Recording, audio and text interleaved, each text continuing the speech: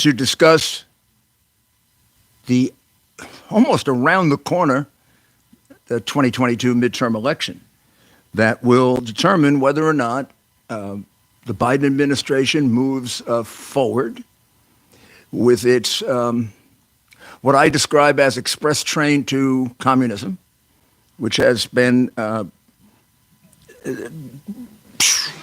just moving forward. You say, well, what do you mean by that? What I mean by that is the government, at least where I live, takes more than half of what you earn. The minute the government becomes a senior partner in your wages, you're heading for a socialist government. Now, what is communism? Communism is a socialist economy. So that's the core of it, right? So we have a socialist economy now. Is it 100% socialist? No. Is it more than 50% socialist? Yes. And is Biden and whoever the crew that makes decisions with him, we don't know exactly who that is, and then those who vote for him in the House and Senate, which is 100% Democrat, is that the direction they're going in and will continue to go in unless halted? The answer is yes.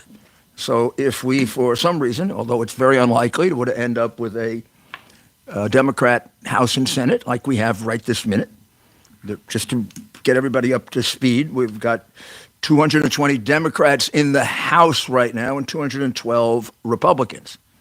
And that has been able to, they've been able to do a lot of damage with that, right? I mean, that 222 Democrat has been the cause of our inflation. Biden did a lot of it by executive order, but the big ones that banged us with about 8-9 trillion in spending came on minor bipartisan votes for the first two. The phony second one was an infrastructure bill. Infrastructure, like, giving people money not to go to work, to build the infrastructure inside their house, I guess, or apartment, or so that they had more time to get drugs, which are much more available. Or they could make up the group of fentanyl users, which now are record overdoses due to this president and his party that support him. So that's what the 220 have done to us. Of course, you know the Senate right now is 50-50. But with President Harris, which is her title in the Senate, she's the president of the Senate, that becomes a 51-50 situation. 100 members plus the presiding officer gets to break ties. So the question is, will Republicans be able to take one, which would make it hard for him to get any legislation through. He's shown an inclination to be a dictator in governing by dictate. He did that when he first came into office. I think he signed more dictates, executive orders, than any American president probably ever, which is totally inconsistent with a republic or even a democratic form of government. But in any event, there are very few, if any, people that think that the Democrats have a chance of winning the House. And the question is, how big will the Republican margin in the House be? And the most current, as of today, amalgamation of polls has it pretty much something like 222 Republicans and 200 Democrats, which leaves approximately 10 undecided. And all they're going to decide is whether it's a 12-vote margin for the Republicans or a 32-vote margin for the Republicans. Now, there could be one of three things that happen. One could be the Republican margin is narrower than that. So narrower than that would be probably if they were to win based on this amalgamation of polls, if they were to win the 10, all 10 of the undecided or toss-up seats, then, as I said, it would be 210 Democrats and 222 Republicans for a 12-vote margin to replace the 9-vote margin the Democrats have. That would be, I think, the worst the Republicans can do. The median is pretty much, you split the difference, and you say that of the 10 remaining races, the Republicans will win half and the Democrats will win half, and that would make it 227 to 205, which is a much, much healthier margin and something close to a very, very big rejection of both the Democrat Party and the Biden agenda. It is also possible that the Republicans will take all 10, and it'll be 232 to 200, or there'll be some others that slip over, and there'll be a 30 vote margin or more. And that would be a real sweep. And that would effectively give McCarthy, who most likely is going to be the speaker, it'll give him the margin to block almost anything that that smacks of socialism. It will also allow the now much more aggressive members of the House to go forward with the investigations that they have wanted to do, in some cases for 5 years, blocked by Speaker Ryan, who, from the point of view of the Republican Party, was a disaster. And had he been even half as accommodating with regard to subpoenas as Pelosi has been, he might have been able to ward off certainly the whole Russian collusion thing, which turned out to be an enormous waste of your money, my money. I can't guarantee that he'd been able to do that, but Jordan and the other Republicans who are sincere about investigating would have been able to pick a lot of this up in a credible way, much faster than 5 years later. And therefore, this country would have saved itself a lot of money and an awful lot of distraction from the agenda of Trump, which was a very successful one. I don't think there are too many people that think that on the merits, on policy, Trump was a failure. The reality is he was enormously successful on policy, and which is one of the reasons why I think this Republican wave is taking place, because the people were used to inflation of about 1-2%. It's now 8 or 9. That's catastrophically different. You just had numbers come out, and it looks like there was a wage increase.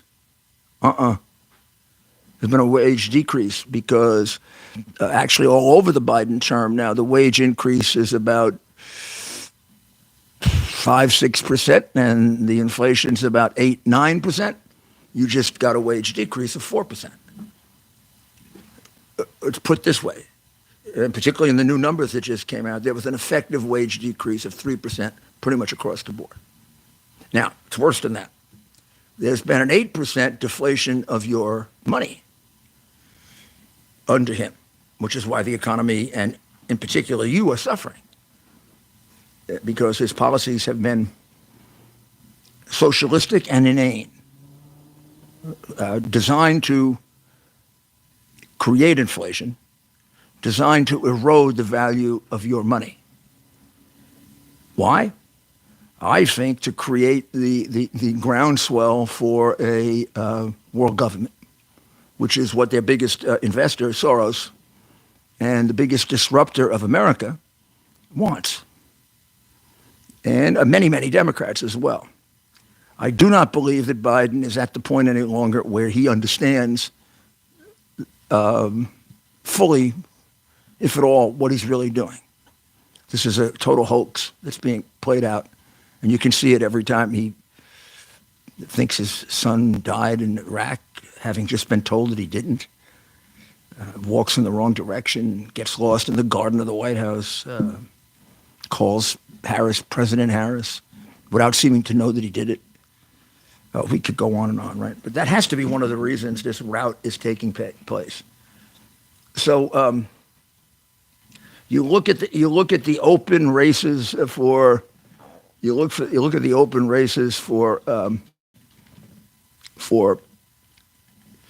the House, and it does appear that the Democrats with the 10 left, and maybe it may be 20, have a slight advantage. They might take more than the Republicans, but that still means the Republican number of 222 will grow to something like 227, 230. So let's not really spend much time on the House. I've already spent too much time on it because this is going to be all about the Senate and some of the key governorships. Thanks for joining us live with Mayor Rudy Giuliani. Comment below with your name and where you're tuning in from. We're getting a lot of comments like that, and the mayor loves to read those and see where people are tuning in from. Also, ask questions on some of these key Senate races. The mayor has been looking closely at these for a long time. So ask questions. What states are you interested in hearing about? And maybe, Mayor, we can start with some of the more closely watched races and some of these that they're calling a toss-up, but you may have a different feeling on some of these races. Where would you like to start? Well, if you want to start with the toss-ups, the Senate map is more like 49 Republicans, 47 Democrats that are considered to be pretty well set. They've got a couple of what they call leaning, so that they've got like the way these interactive maps are done, and I've tried to put two or three together because there's more than one. They divide them into certain, likely, leaning, and then toss up. So certain in the Senate means two-thirds of the Senate, because only 1/3 of the Senate every 2 years comes up for a vote. So that's pretty well set. So we're playing with 1/3. So the margins are, can the Republicans get to 51 is the big question. I don't think there's much doubt they get to 48, 49. It might be even comfortable to say, not much doubt they get to 50, but are they going to get to 51? So here are the races that are theoretically in some degree of doubt. I don't think some really are. There are 4 that are toss-ups right now on almost every map.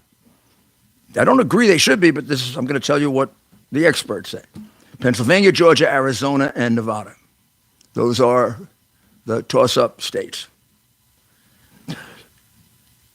Let's come back to them later. The leaning states, there's one for each party. New Hampshire is said to be leaning Democrat, and Wisconsin is said to be leaning Republican. That's Johnson against Mandela Barnes in the case of Wisconsin, and General Baldock against Hassan. And then the likelies, which is closer to predicting a victory, is 1 for the Dems and 2 for the Republicans. Colorado for the Dems, and Ohio and North Carolina for the Republicans.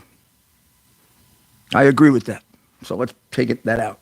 The map makers and I agree that it is likely that Colorado will stay Democrat, and that Ohio and North Carolina will go Republican and remain Republican. So let's put those away.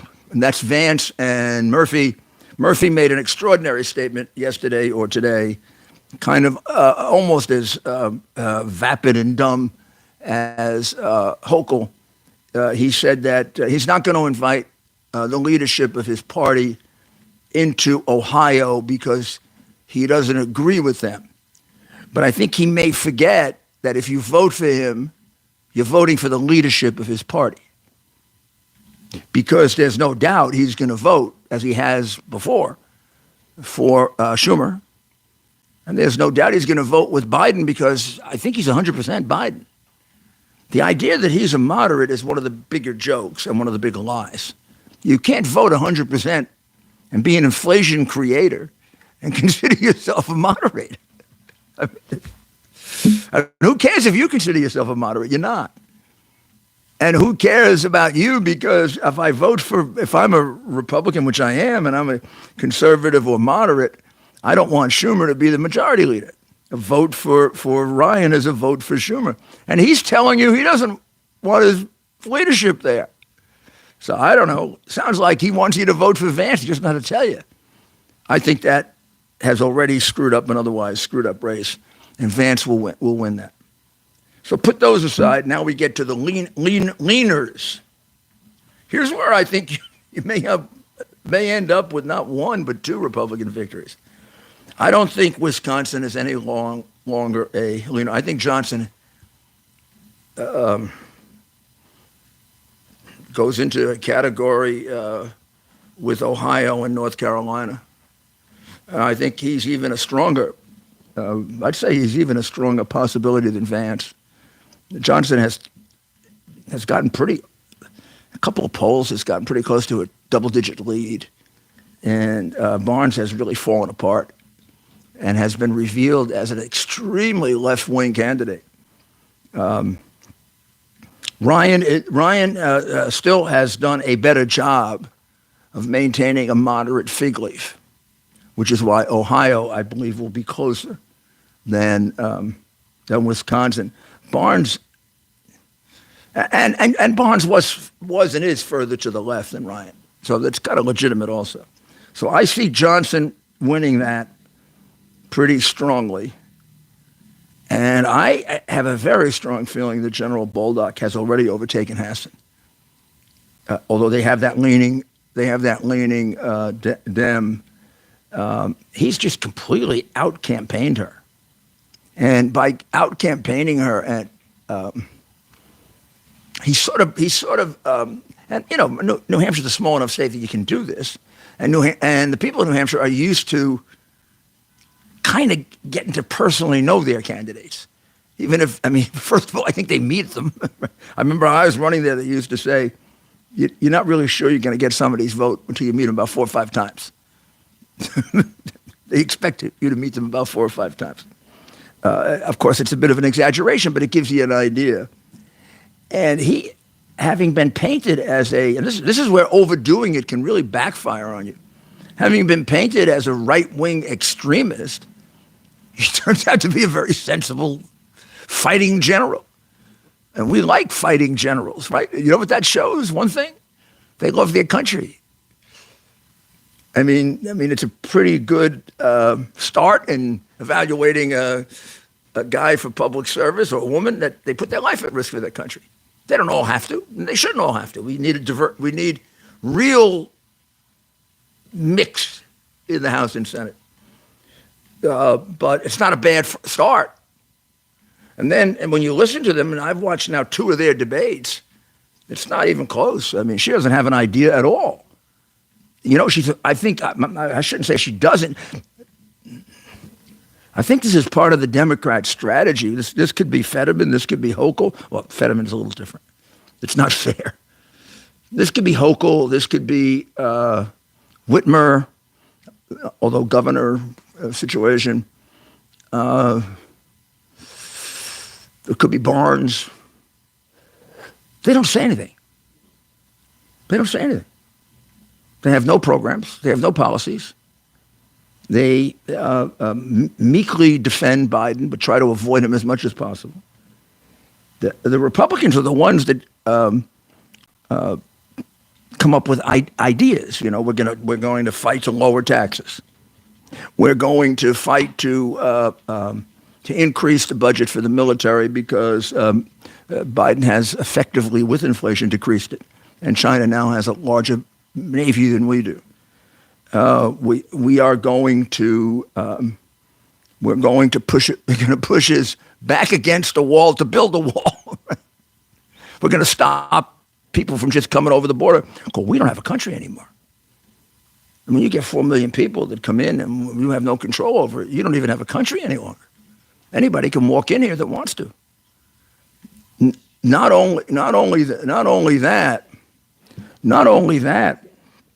we're in a situation where they want these people to vote. In New York City, they voted for non-citizens. The city council voted for non-citizens to vote. You let non-citizens vote, you don't have a country anymore. Anybody can drop in and vote. Xi Jinping can send over unlimited number of Chinese and they can vote. Then they can put all the communists in. So, thanks for joining us. We're live on Facebook, YouTube, and Getter. We are taking questions, so let us know what questions you have and in what states.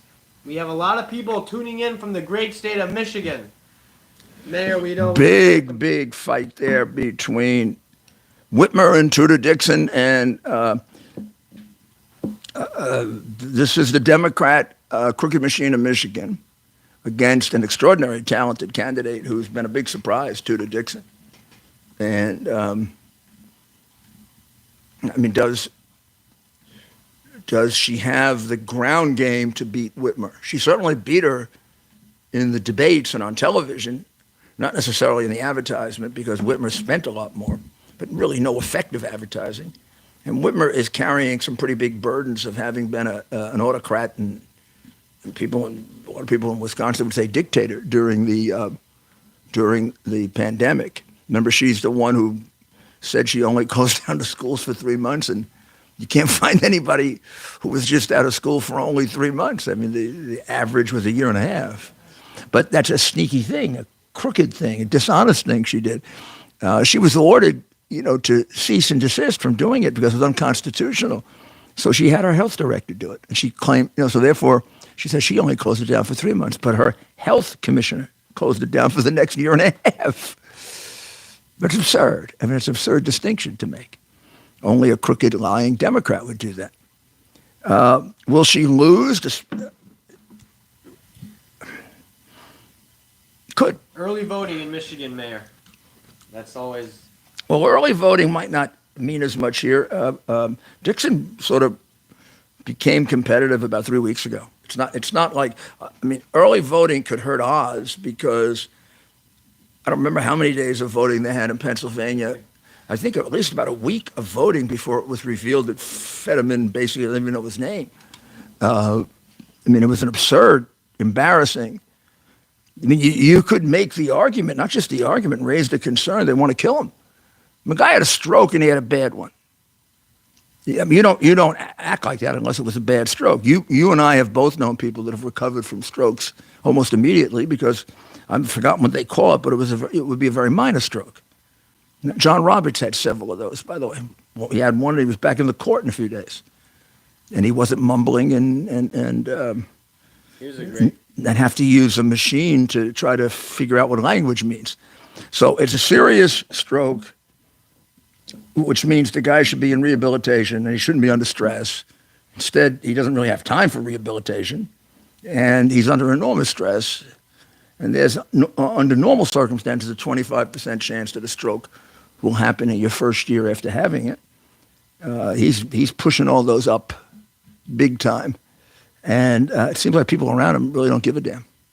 Here's a good question, Mayor, from John Diaz. John asks, what in your mind, Mayor, would be the biggest upset that is actually possible on Tuesday for Republicans? Could be Zeldin over Hochul in New York, a blue state for 20 straight years now. In terms of presidential vote, the last president to win it was Ronald Reagan. The last statewide candidate to win it was George Pataki in 2002. Two elected Democrat governors in a row, both of whom went out in major scandals, had to leave, had to quit. Should soften up Democrats to think about voting for someone else but Democrats, because two in a row, and then also, the controller, which is a statewide office, going to jail. The leader of the legislature, Democratic leader of the legislature for 100 years, going to jail. Cuomo stuffing elderly people in nursing homes, either with gross negligence or knowledge that he was jeopardizing them. These are serious things. And Hochul herself in 2 major scandals right now. But it is also a state that is reflexively Pavlovian Democrat. They vote Democrat against their own interests. They just voted for Adams, who was going to be a crime fighter, and crime's gone up 40%.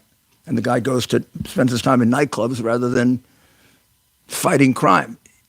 He was a cop, but somebody should have checked, did he ever arrest anybody? Remember, because him arresting anybody in the 8 years I was mayor, where what he basically was a racial activist.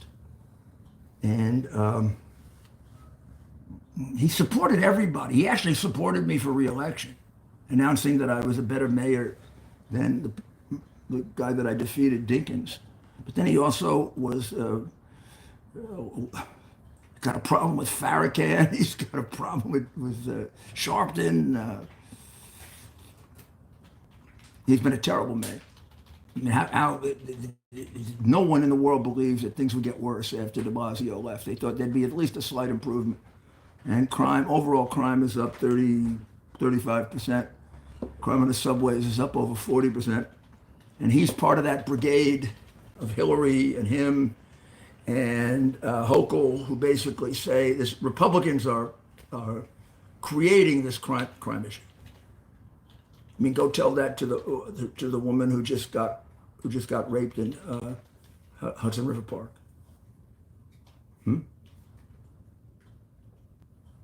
Tragic what they're doing. Absolutely tragic. Thanks for joining us. We're live here on YouTube, Facebook, Getter. Visit YouTube, Facebook, and Getter.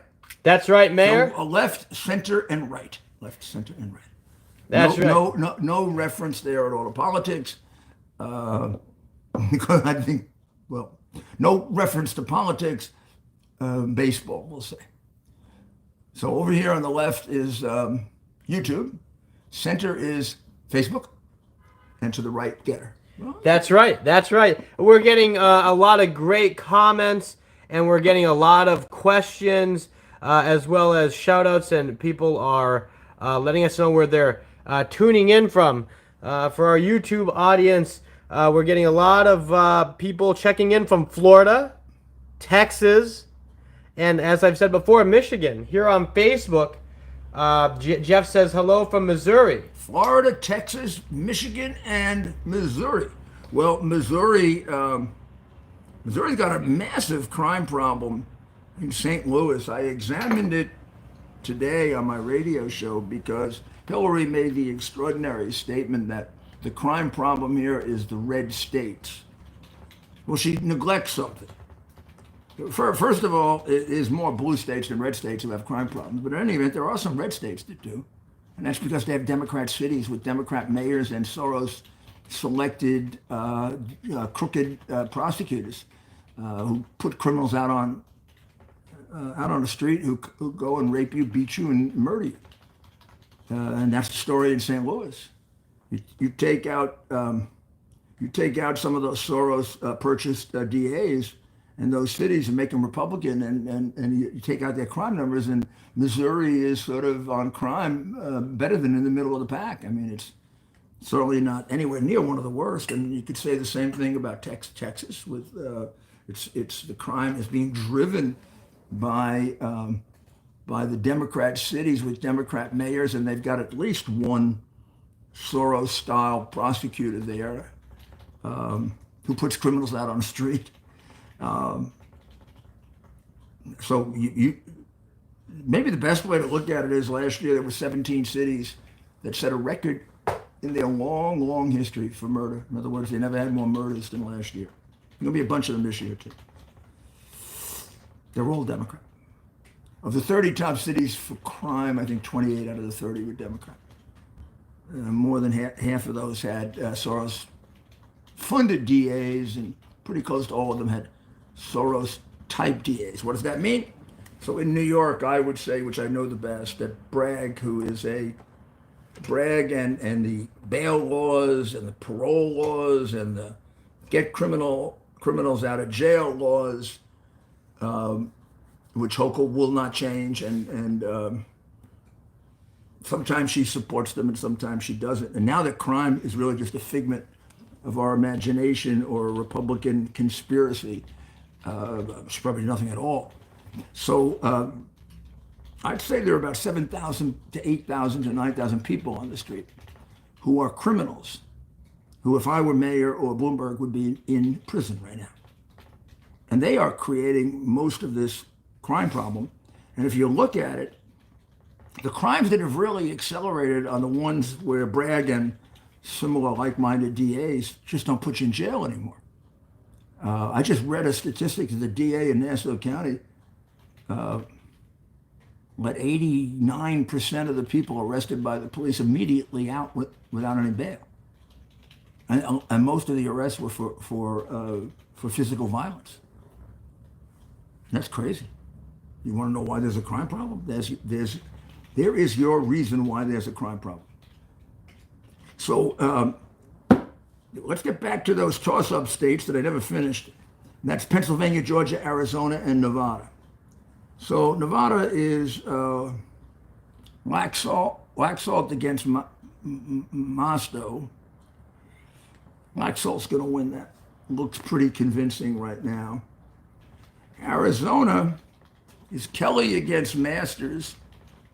Kelly's got a small lead, and I would have said that's a leaning to Kelly state until the independent candidate, who is a libertarian and held about 2, maybe 3% of the vote, endorsed a Republican. Will that swing it? Good. It's that close. And the guy's got a legitimate 2-3%. Now, will all 2 or 3% go over, and just because Masters has gotten the endorsement, vote for him? I don't think so, not all. But will he get a proportion of those? A better proportion than Kelly? I would say probably yes. And that might make the difference there. Georgia looked a week or so ago, 3 or 4 weeks ago, it looked like Walker would lose. About a week ago, he was going to win. Now it looks like nobody's going to get 50%. And I don't know who's going to be ahead. I mean, if it is, it's not going to matter too much because it's going to be a runoff in December. And if anybody's ahead, it'll be Warnock by a percent, or Walker by 1%. And then, but certainly within the margin of error of a poll, and within a margin where either one of them could win a runoff in December. And just think of the money that we spent on that, particularly if the Senate's at stake, particularly if it ends up,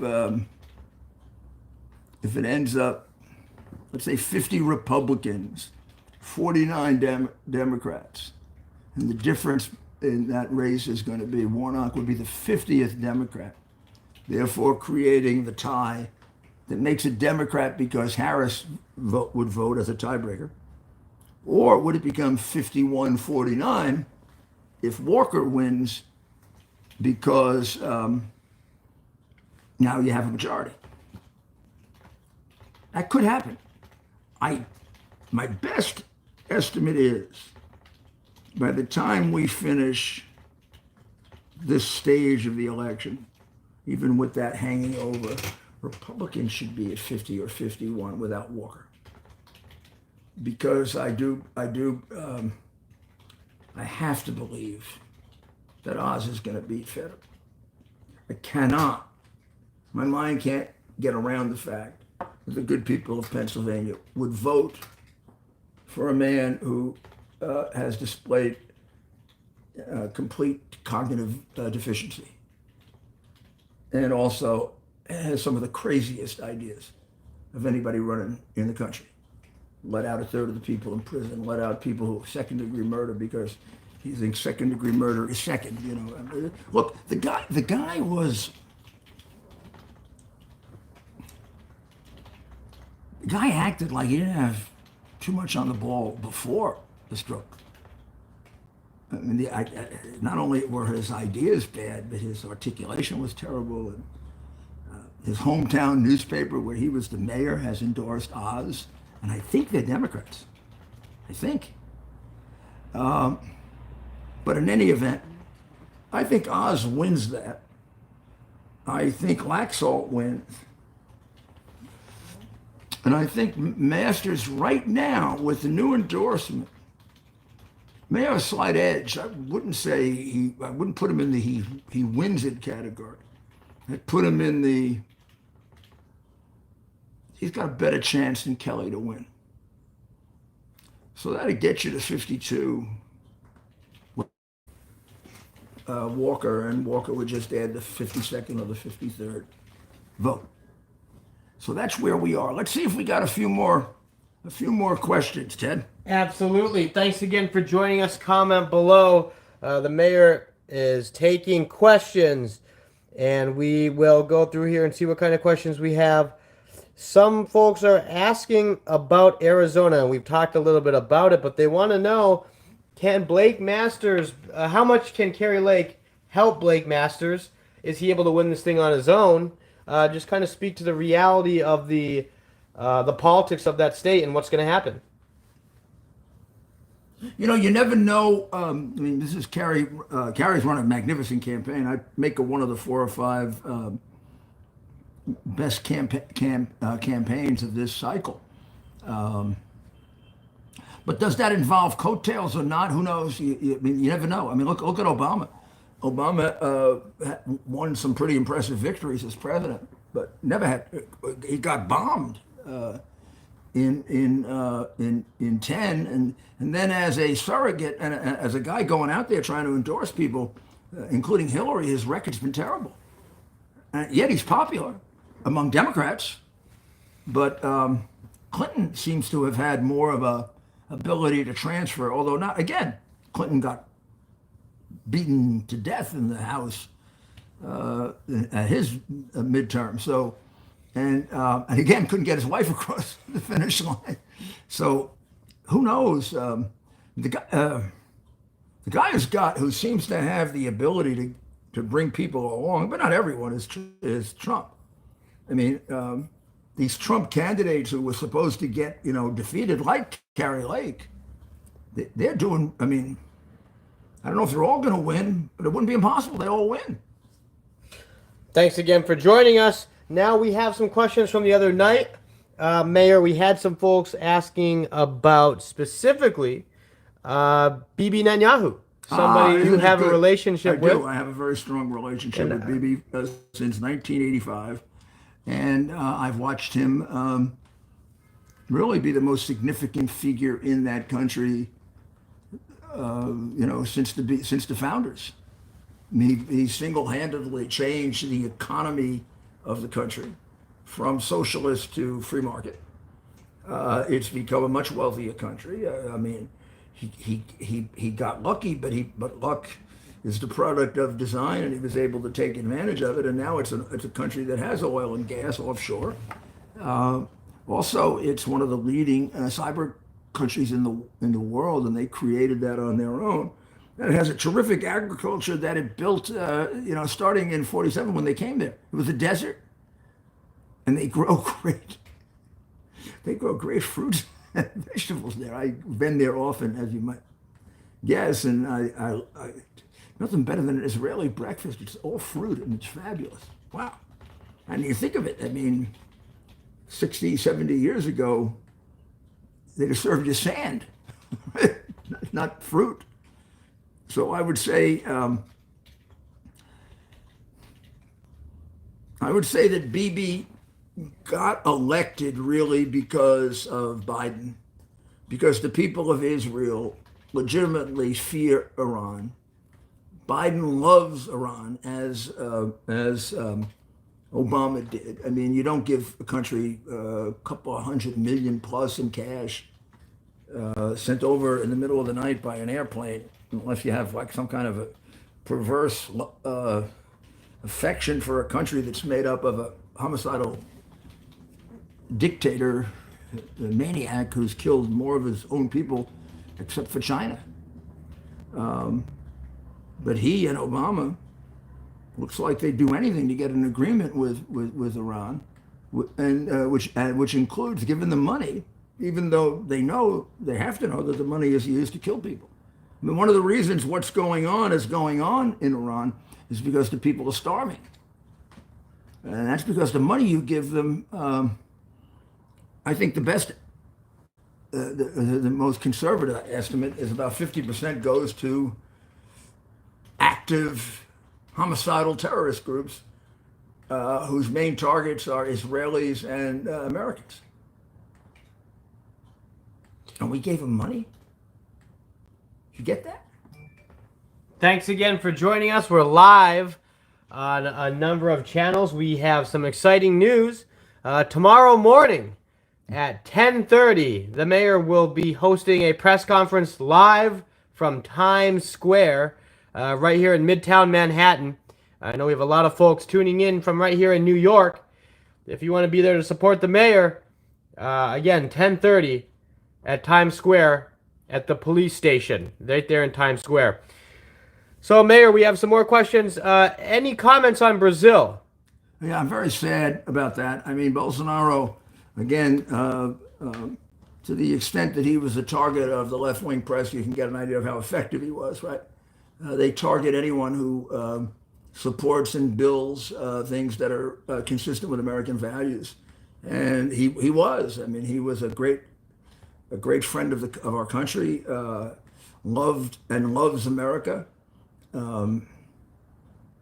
He's replaced by a man who spent 4 or 5 years in jail as a communist. The guy's crooked. The guy's got an ideology that is completely anti-American and anti-humanity. I mean, do I have to say more? He's a communist. He's a communist crook. I mean, almost all of them are crooks. Our young people who have been brainwashed by the capture of our public schools by the Communist Teachers Union. I don't know if they realize what communism is, but it's a murderous ideology. I mean, we were talking about murdering their own people. I mean, China, the numbers in China, push 60 to 80 million. That's a lot of blood. This is an ideology that's evil. It's not just it's not as if communism is another way to do it. Communism is a way to do it if you're going to eviscerate all human rights, if you're going to take God away from people, if you're going to take children away from parents, which is a key tenet of communism, and also the Black Lives Matter movement. It's a movement toward a form of slavery for the people who are not members of the party. They serve the members of the party, and the members of the party become like a nobility in terms of becoming millionaires and billionaires. Thanks again for joining us. We have just 15 minutes left in what is the fastest hour on the internet. That's live with Mayor Rudy Giuliani. So let's see what other questions we have here. Thanks for joining. We're getting people tuning in from Rhode Island, Florida, of course, Pennsylvania. Hello from London, England, Australia. Interesting. We always get calls. We always get people tuning in from Australia. It's been that way since we started a few weeks ago with the baseball broadcast. I thought the calls from, particularly from London and Australia about baseball were terrific. And the comparisons, having me try to compare it to rugby. But I thought it was fascinating. There seemed to be a real interest in American baseball, even though the people who called didn't understand it, except maybe, I'm not sure they understood it at all, actually, quite frankly. And thanks for joining us. So here on Friday night, we're down to our last 15 minutes for the week. Again, ask the mayor anything. Of course, our big focus leading up to Tuesday are the midterm elections. But the mayor, of course, has all sorts of stories he can tell and experiences he can share with all of you. So comment below, ask away. and we will make sure to get your questions. Here's a good one. Here's a fun one. What are your thoughts on the royal family? England, the Queen. Yeah, yeah, no, no. I mean, honorary knight. I was knighted by Queen Elizabeth, honorary knighthood, because of the heroism and the unbelievable work of the New York City Police Department, Fire Department, Party, those incredibly brave people who helped to save thousands and thousands of people and helped to save the spirit of our country, which was under attack. I mean, the will of our country by showing such bravery and such ability to overcome all obstacles in order to get people saved. I thought the Queen was extraordinary, right? I mean, I have nothing but dislike for the idea of a monarchy, but I mean, she sort of turned your head a little and made you think, well, there are benefits to it. I mean, there are benefits to it in terms of being the repository of national pride, national unity, dignity. Now, you get the wrong kind of monarch and it becomes a dictatorship or becomes foolish or whatever. But she was one of the most extraordinary people of the 20th century, if you think about it, right? She takes over as a young woman, a young girl, really, with Winston Churchill as her prime minister, and gets through the aftermath of World War II, the Cold War, the tensions with Russia and China, and then terrorism and the issues of terrorism, and now the threat of Russia and China again, with China, threatening to become the greatest and biggest military power in the world, and the United States, led by a guy who's depleting our military. I really do believe it's a legitimate question to ask how compromised is Biden by China, given the extraordinary favors he's done for them, including closing down the Bagram Air Base 400 miles from China. Only a fool or a traitor would do that. I mean, why would you give up such an incredible advantage, and why would you leave behind $85 billion worth of lethal arms when you could at least burn them? I mean,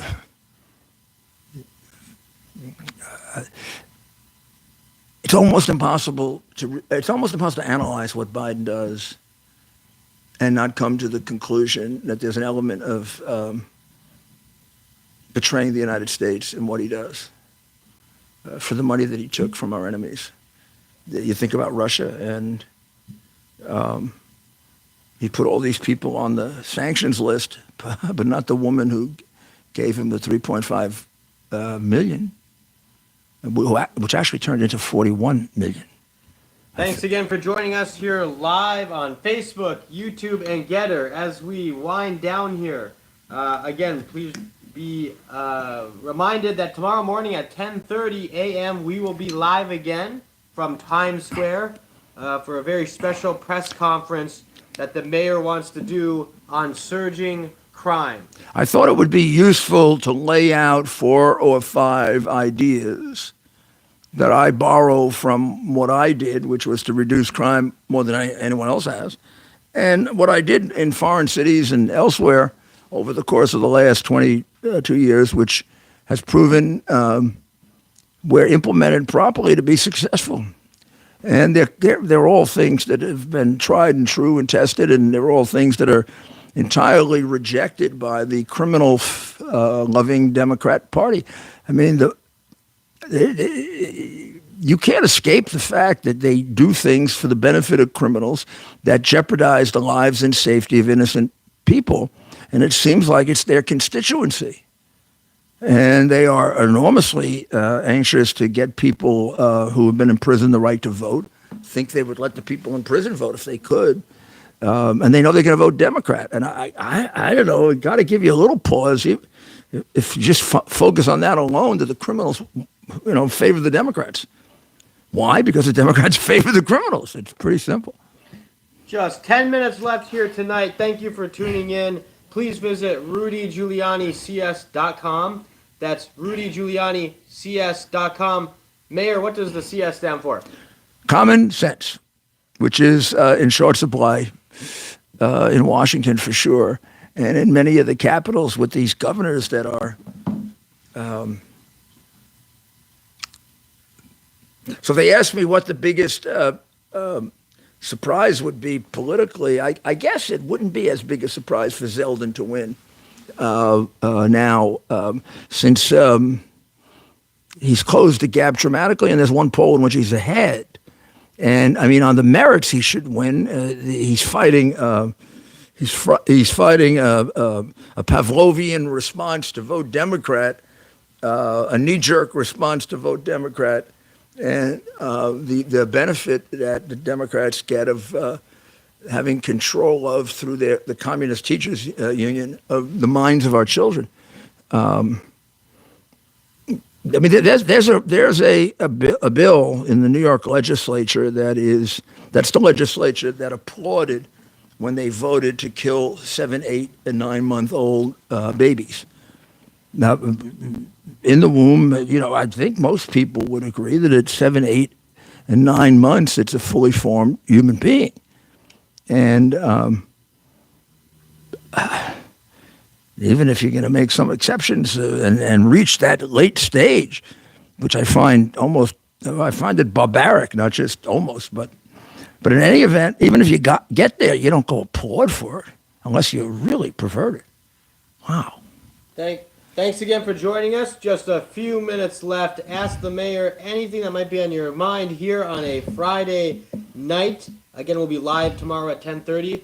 Like and subscribe to our channels and share with one friend. This weekend, when you're with your friends, family, colleagues, neighbors, let them know, hey, did you see Mayor Rudy Giuliani? He's going live every night on social media. And if you like what you're hearing, share with one friend this weekend. See if we can't get a few new folks on starting next week. And we have so many big announcements coming up. You'll definitely want to stick with us as we continue to grow and expand. So here's a good question we had, Mayor. Mayor, I'm looking to get involved in my local party, I believe county level. I'm a little intimidated. What's some advice you can give someone looking to get involved who may not have been in the past? 34-year-old male. Okay, figure out what you want to do. How do you want to contribute to the party?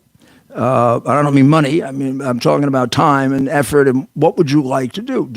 Do you want to help with the increasing problem of poll watching and because of the significant cheating that goes on? Do you want to help in terms of the various organizations that every party has to get the word out to people? Is there a particular expertise that you have? Are you a scientist? Are you a cop? Are you a teacher? And therefore you can help organize them? There's so many different possibilities, but I would spend a little time before you go in and volunteer to think out what you think you can do. Because, these party officials are pretty darn busy, and you got a pretty good chance of getting what you want if you go in and say, I'd like to, do the outreach to the schools, or I'd like to do the outreach to the police, or I'd like to do whatever it is. But I would spend a little time thinking about what is it you ask for and be ready to do it if you ask for it, because you may just get it. And I like the idea that you're 34. I think that the ideas of the Republican Party are young ideas. They're ideas that allow people to grow and become successful and to grow based on their enterprise and their intelligence. And it's an exciting, there's an exciting growth-oriented political party where the Democrat Party is made up of extraordinarily depressed people. I mean, and the leadership positions, because what they're preaching to you is the destruction of a way of life and a form of government that was created by people far smarter and wiser and more moral than they are. So this is exciting times. I mean, we'll know better just how exciting Tuesday night. Keep in mind, if they go much further than Tuesday night and counting the vote, then they're probably doing something really wrong, because they counted the vote in the entire country of France by the next morning. If they can do that, then what's the delay? Guess what the delay is. Thanks again for joining us. Just a couple minutes left, and you'll want to tune in election night for some very special coverage. And you can share the evening with the mayor, maybe while you have something tuned on your TV to get some of the live results. You can have the mayor on your phone, your laptop, your iPad, your tablet. I thought you were going to say you have the mayor on your lap. I don't know. We could get in trouble for that. You can have the mayor You got to be on your laptop. You got to be careful, in your Ted. lap. You got to be careful, Ted. People don't have a sense of humor anymore. I mean, And it does seem that a lot of people's sense of humor has died in 2016, especially. It depends on whether you can take something that somebody said that you don't like and like use it against them. Although I got to tell you, I mean, some of the comments that the Democrats make are, look at this woman that has compared white suburban women to roaches. How is that? Was she on The View? I think she's on The View. Yes. I haven't watched The View since Barbara Walters was on. They seem like such angry people. I mean, I know Whoopi Goldberg a long time ago, and I don't know what the hell she's so angry about. And that other one, Joy Behar, is positively scary. I mean, can you imagine? Well, she's angry all the time. People are millionaires. What are they so angry about? They're millionaires for being able to gossip on television every day. I mean, wouldn't you like to get $1 million to gossip on? I think they make a lot more than $1 million, but they make millions of dollars to sit around and gossip and say ridiculous things like white suburban women, because they now seem to be voting Republican, are like roaches chasing raid. Can you imagine, Mayor, if a right-leaning commentator said something like that about any group of Americans, any subgroup? Can you imagine what would happen in that scenario?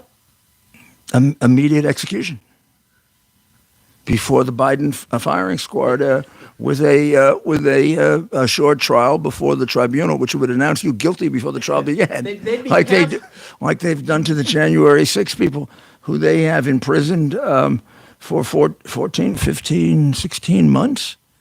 How do they? I mean, they'd be canceled before the show is over. They'd be canceled before the end of the hour. So thanks for joining us. As many of you know, the mayor does have a great sense of humor, and we want to put that to use in the future. So stay tuned. I want you to go to Rudy Giuliani. I didn't use my whiteboard tonight. A lot of people liked the use of my whiteboard the other night, but I'm going to use it real quick here. I'm going to do it real quick, and I'm going to put down how you get my podcast. Can people see that, Ted? Yes, they can. I just like doing it. It makes me feel like a teacher, and I'm not a communist. Here is, it's Rudy Giuliani, CS.com. And what does that mean? Common sense. And Giuliani, you got to get this part right here. A lot of people go U-I. It's I-U. Now, we got some really good ones on there. They get the one before this one, which was on when it came out on Wednesday, is the Zeldin rally and my interacting with all the people of Staten Island. I think you're going to find that both very interesting from a political point of view, and I think you're going to find it a lot of fun, and also some really wonderful reminiscences about September 11th and about the role of Staten Island, and then the most recent one takes on this issue of trying to paint this whole paint Republicans as being violent. I mean, the violence comes from the other side. Believe me. You look at the things that Maxine Waters has said. You look at Schumer basically encouraging directly making Justice Gorsuch pay if he does anything about Roe against Wade, and then a guy Kavanaugh rather, and a guy organizes to assassinate him and to kill him, and all this stuff, and all they can do is to make up lies about this whole situation with Pelosi being some kind of MAGA. I don't say anything about MAGA about this guy. I know MAGA people. I haven't met one yet in shorts who's a nudist activist, who's got a Black Lives Matter, and the gentleman who attacked Pelosi. And how many questions are there about this?